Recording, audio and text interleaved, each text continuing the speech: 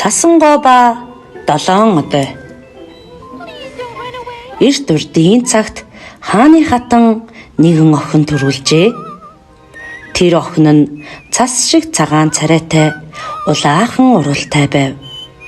Охиноо төрүүлээд хатан хаан нас барав.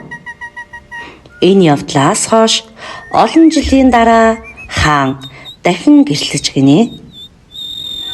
Энэ эмэгтэй бол өөртөө итгэлтэй, үзэсгэлэн төгс, маш сайхан хүн байлаа. Тэр эмэгтэйд цасан цагаан гүнж ерөөсөө ч таалагддаггүй байлаа. Он жил улиран өнгөрсөөр энэ хугацаанд охин хойд ээжийнхээ хамаг муу мухай бүхий л ажлыг хийдэг байв.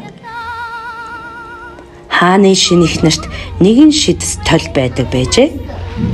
Хатан хаан өдөр бүр толныхоо өмнө зогсоод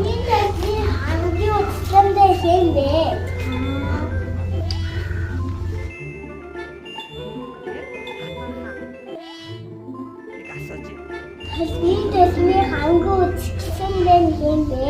Мэдээч та санаасаа улаан оруулалтаа засаг цагаан царайтай засаг хамгийн хөрхөө хэмээн маш ихээр уурлан өөрийн зарцыг дуудан ирүүлээд цасангоо гүнжийг ойд аваачин хороо хэмээн тушаалаа. Та намайг дуудсан. Тэ засангоо гүнжийг ойд аваачих ал айдагтаа.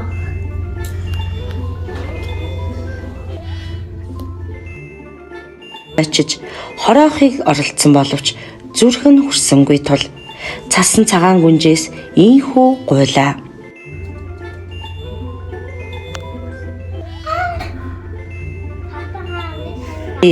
Бас ордонд хизээж битгий буцаж ир.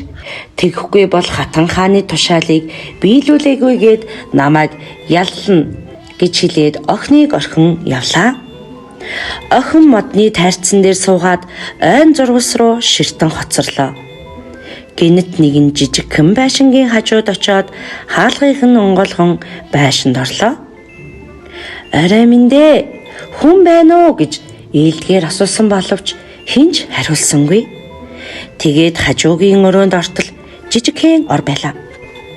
Цасан цагаан охин энэ байшин дах хурч болох бүхнийг цэвэрлэж галаа. Цасан цагаан маш ихээр ядарсан учраас баг зэрэг амар хаашигдээд халуун шөлөө пишин дээр тавиад бүх бат гихч нь унтлаа. Орой болж байшингийн эзэд болох одой нар гэртээ ирлээ. Тэдний гэр, аяг тавг бүх зүйл нь цэвэр байсанд гайхацгаан. Гэрт хин нэгэн байна хэмээн хайсаар унтаж буй үзэсгэлэнт гүнжийг олж харлаа. Охин сэрээд тэдэнд өөрийнхөө тухай бүх зүйлээ ярьлаа. 7 одоо охиныг бидэнтэй үлдээж гэж гуйв. Цасангоо гүнж зөвшөөрч тэдэнтэй үлдэж гин. Өглөө бүр 7 одоо явж цасан цагаан ганцаараа үлдээд гэр орныхын ажлыг хийдэг аж. Энэ хүн битээ очоо.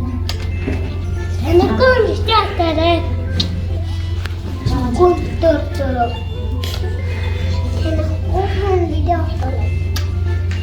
Энэ хүн битээ атаарай. Хатаа чамгийн үдээ.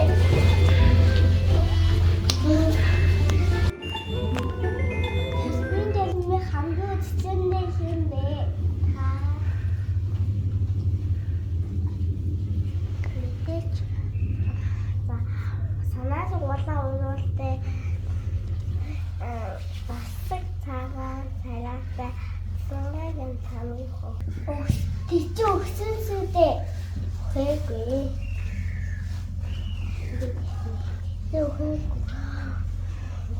Далаа одоогийн гэл амжаа сууж байгаа. Хатан хаан өөрийг нь хуурцсныг мэдээд цасан цагаан гүнжийг хорлохоор хортой алин бэлдээд эмгэн болж хуйрлаа. Хатан цасан цагаан дээр ирэв. Би үнссэн чадахлаа. Гадаа үсээ явж байгаа надад цай өгөөч.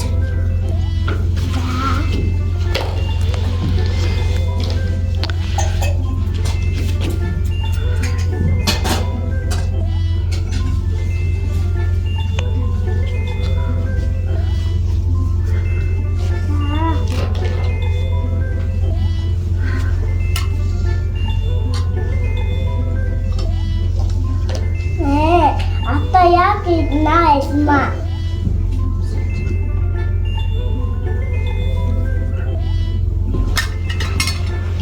Ха би хангуу үзсэндээ. Алимнаас хазав. Хортой алим хадсан охин өгсөн мэд газар дунлаа. Эмгэнж ор сураггүй алга болов. Оройн нь одойноор гэртээ ирээд босоорой цасан цагаан охин минь сэрээрээ сайхан сэтгэлд хатан минь гэж дуудаж гарлаа. Охин олон өдөр унтсан боловч одойноор түүнийг сэрээж чадахгүй байлаа. Нэгэн өдөр ханхуу ойд ан хийж яваад 7 одоо уйлан хайлцгааж хажууд нь нэгэн үзэсгэлэнт гүнж хөвтөж байхыг харлаа. Гүнжийн үзэсгэлэнтийг харсан ханхуу сэтгэлээ барьж чадалгүй түүнийг үнсэв. Яг энэ үед хорон санаад хатны ичид үгүй болж цасан цагаан гүнж нүдэ нээдлээ. Ханхуу охиноос чи миний эхнэр болоо чимээн асуухад цасан цагаан гүнж зөвшөөрлөө.